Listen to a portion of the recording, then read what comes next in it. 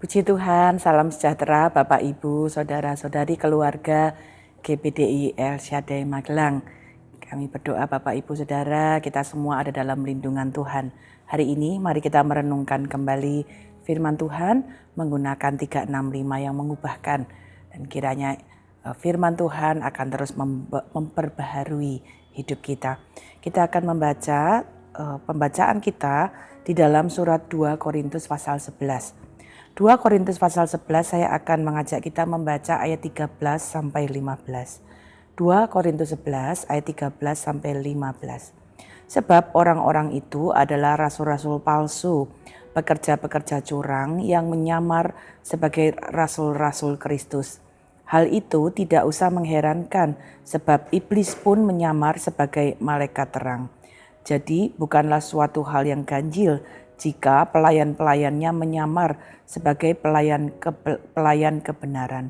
Kesudahan mereka akan setimpal dengan perbuatan mereka. Hari ini ada satu hal yang sangat tegas ya diingatkan oleh Rasul Paulus sehubungan dengan kondisi yang terjadi di Korintus, di mana ada orang-orang yang kemudian menyebarkan ya pengajaran-pengajaran yang palsu, pengajaran-pengajaran yang sesat. Ya, nah ada satu bagian yang kita perlu perhatikan ketika Paulus mengingatkan supaya jemaat itu berhati-hati. Paulus menjelaskan bahwa hal itu seharusnya tidak lagi menakutkan atau membingungkan. Karena ayat 14 berkata demikian, saya baca sekali lagi.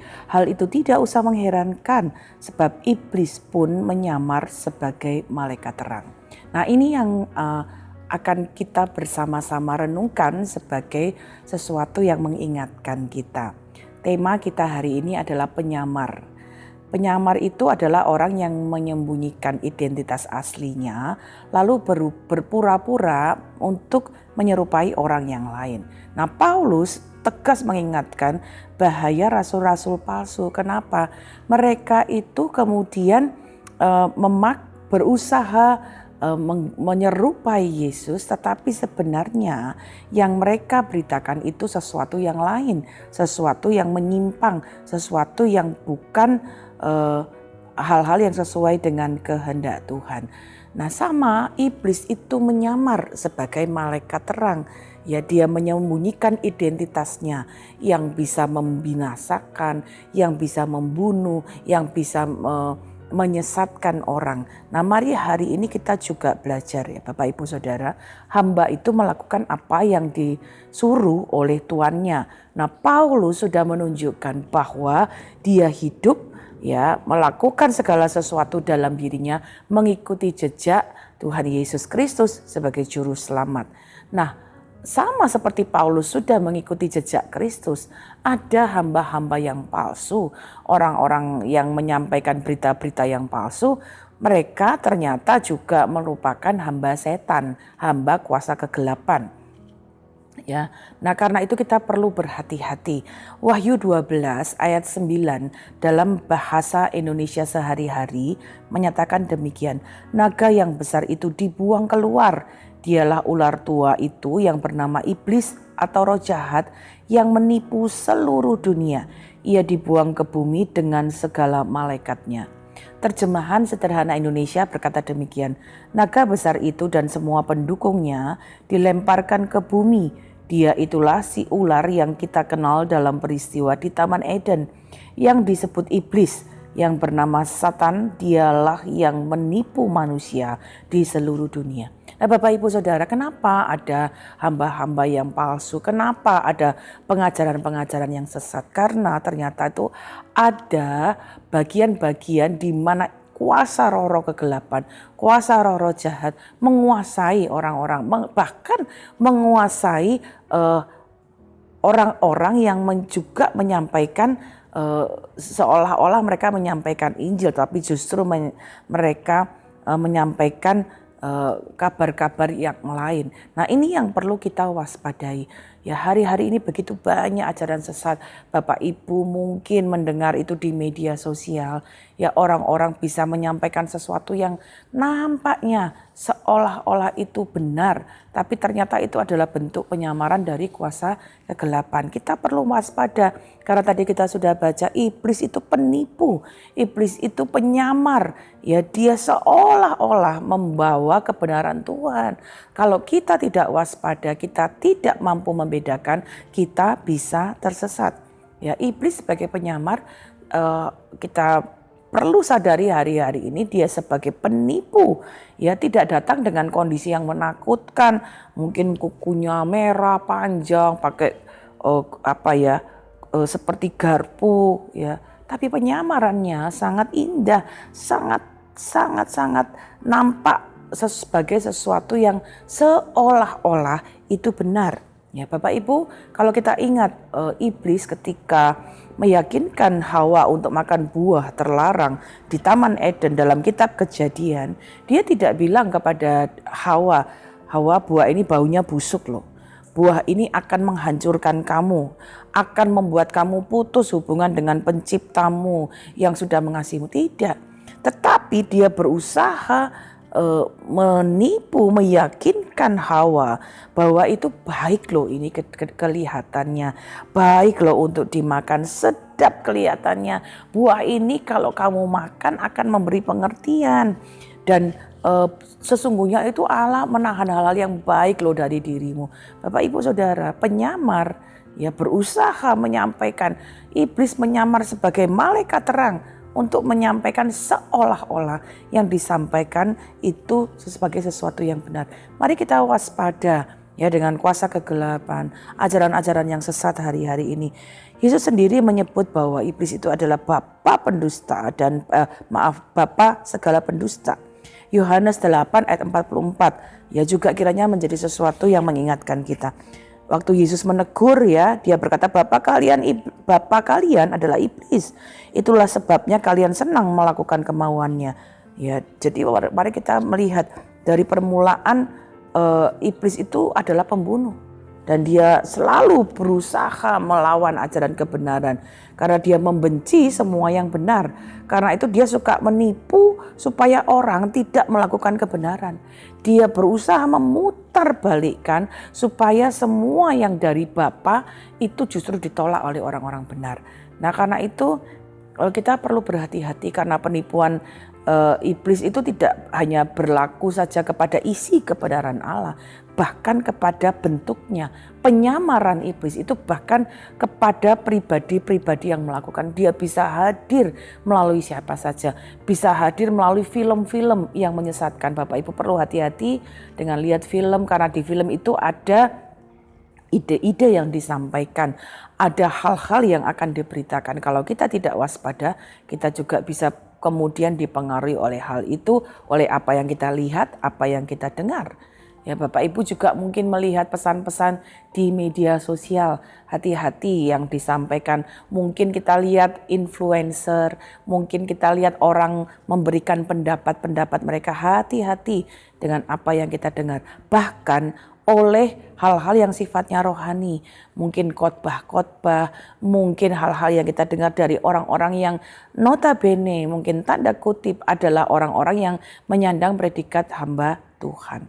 Ya, kita perlu berhati-hati, dan ini juga tentunya menjadi peringatan yang tegas bagi kami hamba-hamba Tuhan, supaya kami pun juga kemudian dapat mempertanggungjawabkan apa yang kami sampaikan sebagai sesuatu yang benar.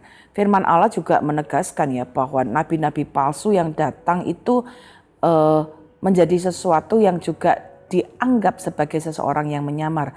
Matius 7 ayat 15 berkata, mereka tampak seperti domba, tetapi itu adalah penyamaran, adalah serigala. Waspadalah terhadap nabi-nabi palsu yang datang kepadamu dengan menyamar seperti domba, tetapi sesungguhnya mereka adalah serigala yang buas. Yesus sendiri bahkan mengatakan ya, orang-orang yang menyamar ya tidak menyampaikan kebenaran, mereka menyamar itu seperti serigala yang buas, yang mematikan ya, yang bisa membuat orang-orang kemudian menderita. Jadi apa yang kita harus lakukan? Ya, ketika menghadapi iblis yang bahkan menyamar sebagai malaikat terang. Ya, firman Allah berkata bahwa ketika kita mendengar sesuatu yang mengatasnamakan firman Tuhan, mengatasnamakan kebenaran, ya yang kita harus lakukan adalah mengujinya. Uji apakah itu benar, ya uji apakah itu sesuai dengan kebenaran Tuhan. 1 Yohanes 4 ayat 1 berkata demikian. Saudara-saudaraku yang kekasih, janganlah percaya akan setiap roh, tetapi ujilah roh-roh itu, apakah mereka berasal dari Allah. Sebab banyak nabi-nabi palsu yang telah muncul dan pergi ke seluruh dunia. Jadi kita bisa menguji. Nah, kalau kita mau dapat menguji dengan benar, tentunya kita harus tahu yang asli itu seperti apa. Orang punya kemampuan menguji karena dia tahu yang benar itu seperti apa, yang asli seperti apa, sehingga tidak terjebak oleh yang palsu. Jadi kita tidak tertipu oleh penampilan, oleh kata-kata yang fasih, kata-kata yang muluk-muluk ya. Tapi kita dapat menjaga diri kita tetap murni. Nah, bagaimana kita bisa punya kemampuan untuk menguji yang baik? Bagaimana kita bisa tetap murni mengerti hal-hal yang benar ya. Mari kita baca Efesus 5 ayat 26 sampai 27. Kita belajar bahwa ketika Yesus melakukan penebusan, kita percaya kepada Dia menguduskan kepada kita, menguduskan hidup kita. Saya baca ayat 26 sampai 27. Untuk menguduskannya, sesudah Ia menyucikannya dengan memandikannya dengan air dan firman, supaya dengan demikian Ia menempatkan jemaat di hadapan dirinya dengan cemerlang, tanpa cacat atau kerut atau yang serupa itu, tetapi supaya jemaat kudus dan tidak bercela.